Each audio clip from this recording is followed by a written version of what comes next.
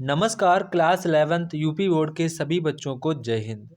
तो बच्चों आज हम आप लोगों के लिए वार्षिक परीक्षा 2026 के लिए गणित का एक इम्पॉर्टेंट क्वेश्चन पेपर लाए हैं जो कि बच्चों आपके एग्ज़ाम के लिए काफ़ी ज़्यादा इम्पॉर्टेंट है। तो बच्चों आज हम लोग सभी बच्चे मिलकर इस क्वेश्चन पेपर को सॉल्व करेंगे और देखते हैं कि आपके एग्ज़ाम के लिए कौन कौन से इम्पॉर्टेंट क्वेश्चन बन सकते हैं। अगर बच्चों आप लोग वीडियो पर नए हैं तो वीडियो को लाइक सब्सक्राइब एंड शेयर करना बिल्कुल ना भूलें। तो बच्चों सबसे पहले आपको एग्जाम में बहुविकल्पीय प्रश्न दिए जाते हैं। बच्चों पहले आपको कोशिश ये करनी है कि आपके किताब में जितने भी आपके फार्मूला हो वो आपको सभी के सभी फार्मूला अच्छे प्रकार से तैयार कर लेने हैं ताकि आपका कोई भी क्वेश्चन गलत ना हो। तो बच्चों यहाँ पर सबसे पहला जो आपका क्वेश्चन काफ़ी ज़्यादा इम्पॉर्टेंट है। Sine 50 degree minus sine 70 degree plus sine 10 degree का मान क्या होगा, ये यहाँ पर आपसे पूछा गया है। तो बच्चों यहाँ पर आपका लगेगा formula sign C minus sign D. ये अगर आपने पढ़ा होगा फार्मूला तो यहाँ पर आपका यही लगेगा फार्मूला। इसका जो आपका फार्मूला होता है टू कॉस, क्या होता है two cos C plus D upon में टू, फिर आपका होता है साइन साइन सी माइनस के डी अपॉन में टू। ये यहाँ पर आपका फार्मूला होता है।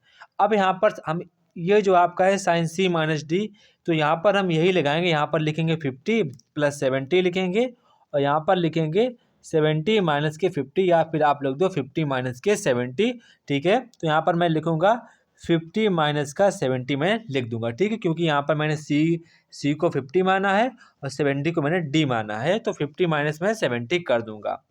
अब यहाँ पर आपका हो जाएगा 120, हाफ करेंगे तो आपका 60 आ जाएगा। फिर लिखेंगे टू कॉस 60 डिग्री माइनस के 10 माइनस के साइन 10 और इधर आपका प्लस का साइन 10 लिखा है। ये आप कॉस 60 की वैल्यू होती है 1/2, ये कट जाएगा। ये आपका बचेगा माइनस का साइन 10 और ये बचेगा प्लस का साइन 10, तो इससे ये कट जाएगा। तो फाइनली जो आपका आंसर आ जाएगा वो आपका जीरो आंसर आ जाएगा। ठीक है, यहाँ पर आपका जीरो आंसर हो जाएगा। बस यहाँ पर आपको ध्यान रखना है जो आपका लगा है फार्मूला वो यहाँ पर आपको ध्यान रखना है साइन सी माइनस के साइन डी। यहाँ पर यही वाला आपका लगा है फार्मूला, वो बस आपको इस वाले में लगा देना है और ये वाला अपने आप कट जाएगा। ठीक है, इसके बाद आपका नेक्स्ट क्वेश्चन ये है। यहाँ पर आपको जीपी दी गई है। ठीक है, ज्योमेट्रिक प्रोग्रेस दी गई है। यहाँ पर करें कितने पदों का योगफल आपका 363 होगा। तो यहाँ पर आपका जो प्रथम पद है वो आपका 3 है। जो यहाँ पर आपकी आर की वैल्यू होगी वो यहाँ पर आपकी 9/3 करेंगे, तो यहाँ पर जो आर की वैल्यू आपकी 3 है। ठीक है, ए की वैल्यू भी 3 है और आर की वैल्यू भी 3 है। अब जीपी का जो सम का फार्मूला होता है वो आपका होता है एस एन बराबर होता है ए आर एन आर की पावर एन माइनस का 1 अपॉन में आर माइनस का 1। ये यहाँ पर आपका होता है।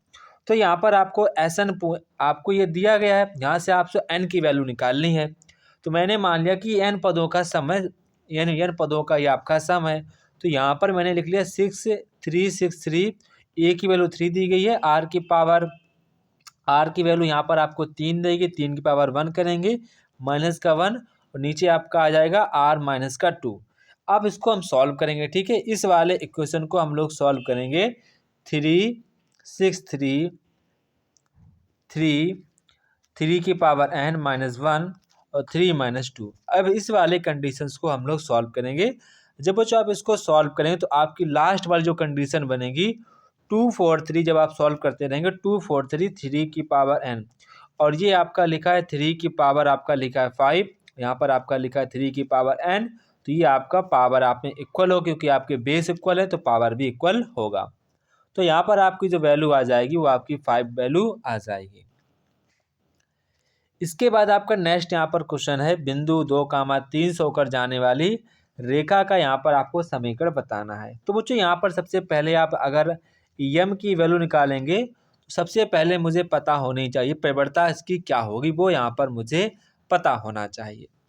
तो बच्चों इसकी जो प्रवणता आएगी निकल के तो आपकी 1 आएगी। ठीक है, और अगर जो पता जो रेखाएं लंब होती हैं, अगर इस वाली रेखा की प्रवणता 1 है और अगर इस पर ये लंब है तो इसकी जो प्रवणता आपकी होती है वो होती है -1। तब आपकी -1 होगी तब ये दोनों रेखाएं आपस में कैसी हो, एक दूसरे के ऊपर लंब हो। जो बिंदु है ये इस पर कैसा लंब है, तो इसकी जो परिवर्तनता हो जाएगी -1 आ जाएगी। अब आपको परिवर्तनता अगर दी जाए और एक बिंदु दिया जाए तो आपका फार्मूला होता है y माइनस का y1 बराबर में होता है m x माइनस का x1। तो यहाँ पर आपको रख देना, फिर आपको सॉल्व कर देना, तो आपका आंसर आ जाएगा y माइनस के x माइनस 1 इक्वल टू 0। तो ये यहाँ पर आपका आ जाएगा। तो यहाँ पर आपका जो ऑप्शन नंबर ए वाला हो जाएगा, option number A will be right answer this question. इसके बाद आपका नेक्स्ट क्वेश्चन है limit x tends to 0 x साइन x अपॉन का जो फंडा होता है इसका जो हमेशा वैल्यू रहेगी 1 ही रहेगी, नहीं 0 रहेगी।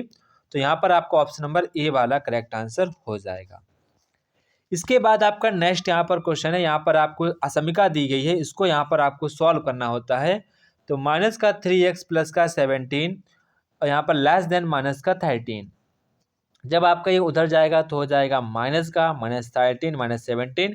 तो 3x छोटा है ये, ठीक है, तो ये आपका हो जाएगा 30। कितना हो जाएगा? माइनस का 30 हो जाएगा। तो यहाँ पर आपका होगा माइनस का 3x माइनस का 30, 3 का -3 का सभी से भाग दे देंगे, तो ये आपका चिन्ह हो जाएगा इधर साइड। कैसा हो जाएगा? इधर साइड। तो जो आपकी जो x की वैल्यू वो 10 से बड़ी होनी चाहिए, मतलब कि 10 से लगाकर अनंत तक होगी। कहाँ से लगाकर? 10 से लगाकर आपकी अनंत तक की वैल्यू चलेगी। तो यहाँ पर आपका ऑप्शन नंबर ए वाला करेक्ट आंसर हो जाएगा। इसके बाद आपका नेक्स्ट क्वेश्चन बच्चों है, अगर यहाँ पर आप कोई भी क्वेश्चन ना सॉल्व कर पाएँ तो आप हमें इस नंबर पर जो भी आप सॉल्व ना कर पाएँ वो आप हमसे इस नंबर पर पूछ सकते हैं, ठीक है। ये आपको क्वेश्चन आप खुद से सॉल्व करने होंगे, ठीक है। तो यहाँ पर कह रहे हैं यदि समुच्चय ए में 3 अवयव हैं, समुच्चय बी में ये अवयव हैं, तो ए बी में कितने अवयव हैं? काफ़ी आसान है क्वेश्चन। इस सभी का आंसर मुझे कमेंट बॉक्स में कमेंट करके सारे बच्चे बताएंगे। इसके बाद आपका नेक्स्ट क्वेश्चन है, यहाँ पर आपको टेन थीटा की वैल्यू दी गई है, टेन फाई की वैल्यू दी गई है, तो टेन थीटा प्लस फाई की वैल्यू पूछी गई। तो यहाँ पर आपको लगाना है formula, tan theta plus phi के लिखना है फार्मूला। फिर यहाँ पर आप लिखेंगे tan theta plus tan phi minus के टेन थीटा पॉइंट फाई। फिर आपको यहाँ पर इनकी रखनी वैल्यू, तो फिर आपको इसको इधर साइड भेज देना है, तो आपका इन्वर्स हो 10 से 10 हट जाएगा। फाइनली आपका इसकी वैल्यू आ जाएगी। इसी प्रकार से आपको लगाना है। इसके बाद आपका नेक्स्ट है, यदि बिंदु आपको दिए गए एक्स वाई तल पर खींचे गए हैं, लंब पद यल हो, तो यहाँ पर यल के निर्देशांक क्या होंगे। इसके बाद आपका नेक्स्ट है limit x tends to A x minus का ए एक्स क्यूब माइनस का ए क्यूब का यहाँ पर आपको मान ज्ञात करना है। ये भी क्वेश्चन आपके लिए इंपॉर्टेंट है, इसको आपको तैयार करना है। इसके बाद आपका नेक्स्ट है NC12 NC4 में तो अगर इक्वल हो तो यहाँ पर आपसे n की वैल्यू पूछी गई है, तो ये भी यहाँ पर आपका आंसर जो क्वेश्चन है इंपॉर्टेंट है। इसके बाद आपका नेक्स्ट यहाँ पर है सभी खंड, यहाँ पर आपको हल करना है। यहाँ पर आपको समित संख्या दी गई है, तो इसको आपको ध्रुवीय रूप में मतलब कि प्रदर्शित करना है। ध्रुवीय मतलब कि कॉस और साइन के रूप में यहाँ पर आपको प्रदर्शित करना है। इसके बाद यहाँ पर आपका नेक्स्ट है, यदि एक यात्री बस में 7 सीटें खाली हैं तो 3 यात्री कितने प्रकार से स्थान ग्रहण कर सकते हैं, वो यहाँ पर आपको बताना है। मूल बिंदु से बाईं ओर x को 3 इकाई दूरी पर प्रक्षेप करने तथा ढाल इतनी है, तो रेखा का समीकरण बताना है।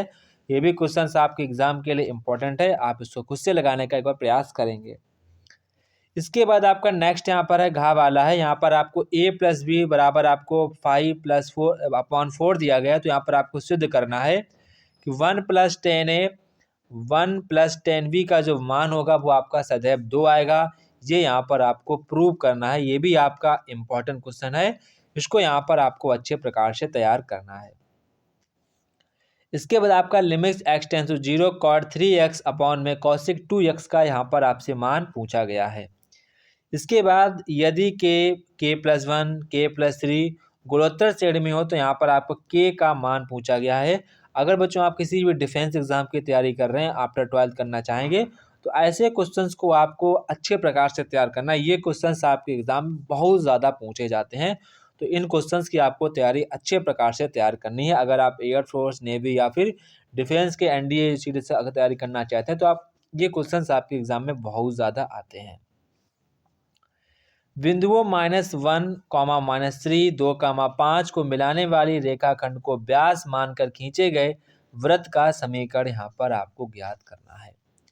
इसके बाद यहाँ पर आपको फंक्शन दिया गया है f(x) बराबर 1/√x माइनस के मॉड x का डोमेन यहाँ पर आपको ज्ञात करना है। डोमेन इसका क्या क्या हो सकता है। इसके बाद आपका नेक्स्ट यहाँ पर क्वेश्चन है सभी खंड हल कीजिए। 2tan a बराबर आपको 3 दिया गया है, 2tan बराबर आपको 3tan b दिया गया है। तो यहाँ पर आपको सिद्ध करना है tan a माइनस b है वो आपको दोनों के दोनों आपको जो मान है बराबर प्रूव करने हैं। इसके बाद आपका नेक्स्ट है यहाँ पर आपको समित संख्या दी गई है x प्लस आयोटा वाई एक समित संख्या है। तो यहाँ पर mod z minus 1 equal mod z plus 1 हो तो आपको सिद्ध करना है जो आपका मॉड z है वो आपको y के इक्वल होगा। ऐसा यहाँ पर आपको प्रूव करना है। बच्चों ये क्वेश्चन आपके एग्जाम में कई बार पूछा जा चुका है तो ये आपके एग्जाम के लिए इम्पोर्टेंट है। इसके बाद आपका नेक्स्ट है उस दीर्घवृत्त की उत्कीर्णता मतलब कि ई ज्ञात करनी है जिसका नाभि लंब अक्ष जो है आधा हो वो यहाँ पर आपको ज्ञात करना है। इसके बाद आपको असमीका को हल करना है। इसके बाद द्विपद प्रमेय की सहायता से 101 प्लस की जो पावर 4 है इसको आपको सॉल्व करना है। जो आपकी बाइनोमियल प्रमेय होती है, बाइनोमियल थ्योरम होती है, उससे यहाँ पर आपको सिद्ध करना है। इसके बाद यहाँ पर आपको कोई 3 क्वेश्चन हल करने जो भी यहाँ पर आपको आसान लगे वो यहाँ पर आपको क्वेश्चंस हल करने हैं। ये जो आपके 4 क्वेश्चंस हैं इन क्वेश्चंस को आप एक क्वेश्चन अगर लगा लेते हैं, खुद से एक भी लगा पाते हैं तो आप काफ़ी आपकी तैयारी अच्छी चल रही। आप सभी क्वेश्चंस को स्क्रीनशॉट लेना है और एक बार खुद से लगाने की प्रयास करना है। ये क्वेश्चंस आपके एग्जाम में आए हुए क्वेश्चंस हैं, इनको आपको अच्छे प्रकार से तैयार करना है। इसके बाद यहाँ पर आपको कोई एक क्वेश्चन हल करना, कोई एक खंड हल करना है, जो भी यहाँ पर आपको आसान लगे वो वाला यहाँ पर आपको करना है, ठीक है। इसके बाद यहाँ पर आपका नेक्स्ट है फिर आपको कोई एक खंड हल करना, जो भी यहाँ पर आपको आसान लगे वो यहाँ पर आपको करना है। इंडिपेंडेंस के अक्षरों के 5 अक्षरों से कुल मिलाकर कितने शब्द बनाए जा सकते हैं वो ये बताना है। इसके बाद आपको समित संख्याएं दी गई हैं वो यहाँ पर आपको इसका मान ज्ञात करना है। इसके बाद आपके नेक्स्ट जो क्वेश्चंस हैं ये वाला क्वेश्चंस काफ़ी ज़्यादा इंपॉर्टेंट है। मोस्ट इंपॉर्टेंट क्वेश्चंस को आपको अच्छे प्रकार से तैयार करना है। इसके बाद ये क्वेश्चंस अब आपके एग्जाम में काफ़ी ज़्यादा रेयर में आता है, बस आपको उत्केंद्रता ध्यान रखनी है और नाभि लंब की जीवा की लंबाई ये यहाँ पर आपको निकालनी आनी चाहिए। ये आपके एग्जाम में पूछे जाते हैं, हर बार आपके एग्जाम में कई बार पूछा जाएगा।